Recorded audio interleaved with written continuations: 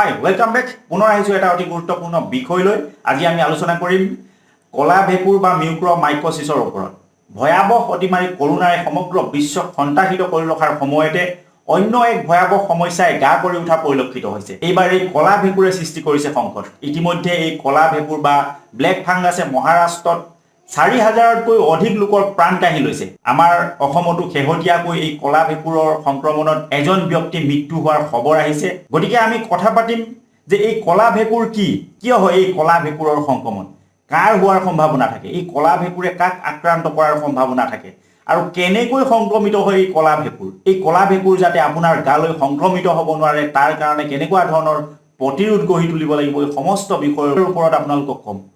তাৰ আগতে মই এটা আপোনালোকক অনুৰোধ কৰিম যাতে এই কলা ভেঁকুৰৰ যি ভয়াৱহ সন্ত্ৰাস, মানুহৰ মাজত যি এটা পেনিক চিটুৱেশ্যনৰ সৃষ্টি হৈছে, এই কলা ভেঁকুৰৰ যি ভয় সোমাই গৈছে, এই ভয় দূৰ কৰিবৰ কাৰণে, এই কলা ভেঁকুৰৰ বিষয়ে পুংখানুপুংখভাৱে জানিবৰ কাৰণে এই ভিডিঅ'টো আপোনালোকে ফেচবুক, হোৱাটছআপ আদিত শ্বেয়াৰ কৰি দিয়ক যাতে প্ৰতিজন মানুহে এই বিষয়ে জানিব পাৰে। মই ডাক্তৰ হৰি, আপোনালোক সকলোকে ডাক্তৰ হৰি ছোৱালী ফিউচাৰ চেনেললৈ স্বাগতম জনাইছোঁ। লগতে স্বাস্থ্য সম্পৰ্কীয় এনেধৰণৰ ভিডিঅ'সমূহ পাই থাকিবৰ কাৰণে চেনেলটো ছাবস্ক্ৰাইব কৰিবৰ কাৰণে আপোনালোক সকলোকে অনুৰোধ জনাইছোঁ।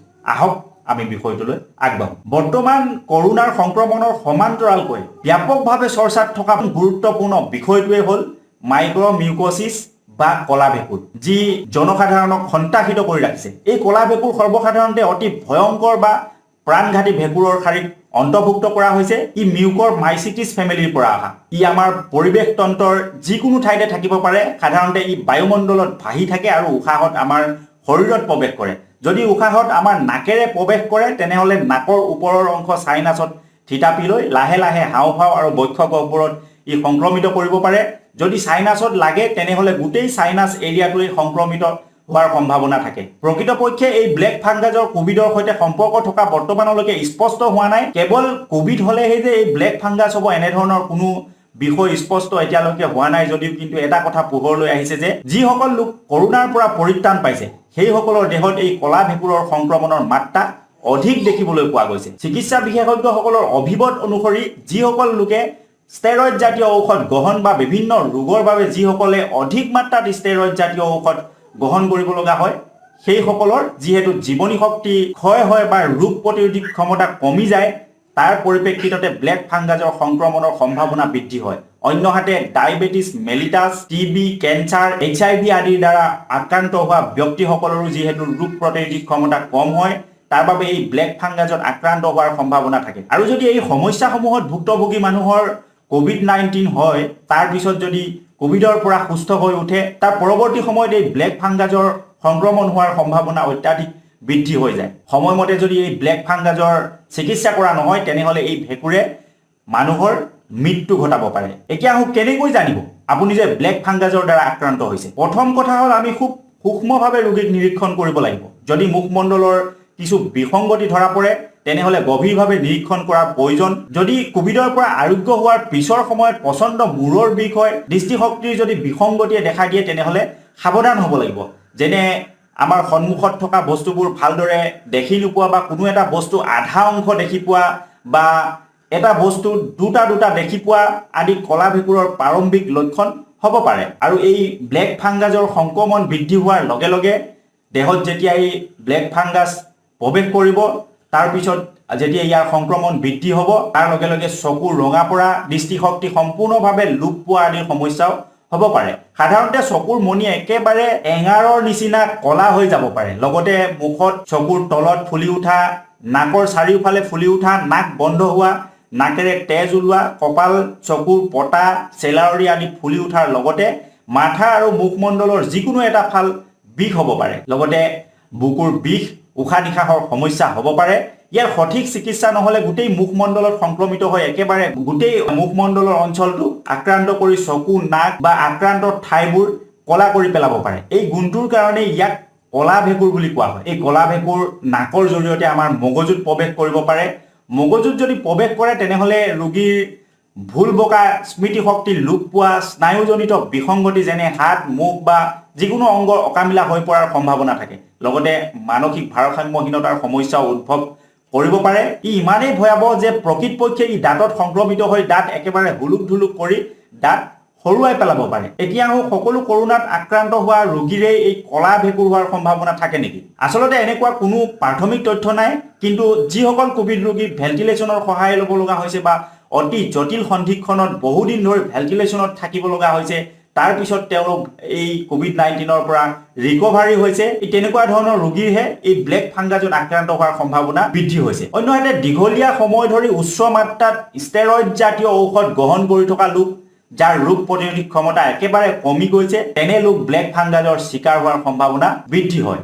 অন্যহাতে যিসকল ডায়েবেটিছ ৰোগী দীৰ্ঘদিন ধৰি একেবাৰে অনিয়ন্ত্ৰিত ব্লাড চুগাৰ লেভেল একেবাৰে 300, 400, 500লৈকে আছে, তেওঁলোকে কণ্ট্ৰল কৰি ৰাখিব পৰা নাই, নিয়ন্ত্ৰণ কৰি ৰাখিব পৰা নাই, এনেকুৱা ৰোগী যদি কোভিড-19ত আক্ৰান্ত হয়, আক্ৰান্ত হোৱাৰ পিছত কিন্তু ৰিকভাৰী হোৱাৰ পিছত এই ব্লেক ফাংগাছত আক্ৰান্ত হোৱাৰ সম্ভাৱনা তেওঁলোকৰ বৃদ্ধি হয়।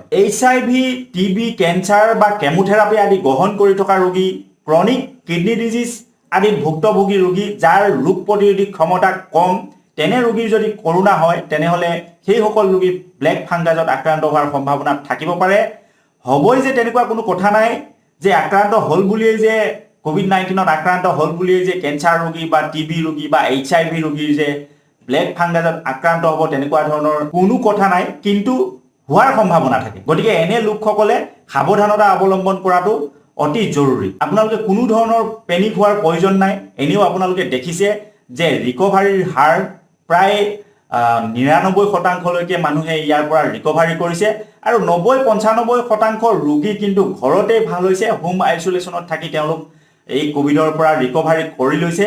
আৰু লগতে এটা কথা জনাই থওঁ, ষ্টেৰইড জাতীয় ড্ৰাগছ ল'লেই যে এই ব্লেক ফাংগাছৰ সম্ভাৱনা বৃদ্ধি হ'ব এনেকুৱা নহয়। যদি আপুনি 5-10 দিনৰ বাবে ষ্টেৰইড লৈছে, তেনেহ'লে কোনো চিন্তা কৰাৰ প্ৰয়োজন নাই।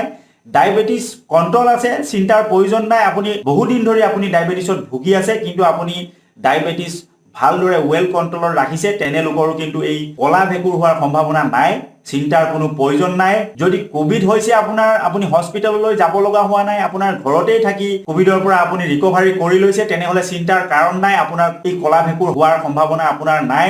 যদি আপুনি এচিম্পটমেটিক, আপোনাৰ গাত কৰোনা ভাইৰাছ প্ৰৱেশ কৰিছে যদিও আপোনাৰ কোনো ধৰণৰ চিম্পটমছ ওলোৱা নাই, আপোনাৰ টেষ্ট কৰিছে পজিটিভ, কিন্তু আপোনাৰ একো ধৰণৰ চিম্পটমছ নাই, তেনেহ'লেও আপুনি চিন্তা কৰিব কোনো দৰকাৰ নাই।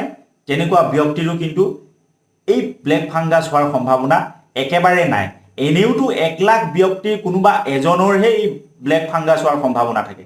গতিকে আপোনালোকে পেনিক নহ'ব। আৰু এটা কথা, এই ভেণ্টিলেশ্যনত থকাৰ ক্ষেত্ৰত যিসকল ৰোগী একেবাৰে বেয়া চিটুৱেশ্যন, 1-1.5 মাহ, 15-20 দিন, 1-1.5 মাহ তেওঁলোক এই ভেণ্টিলেশ্যনত থাকিব লগা হৈছে, তেনেকুৱা ৰোগীৰহে কিন্তু এই ব্লেক ফাংগাছৰ সম্ভাৱনা থাকে।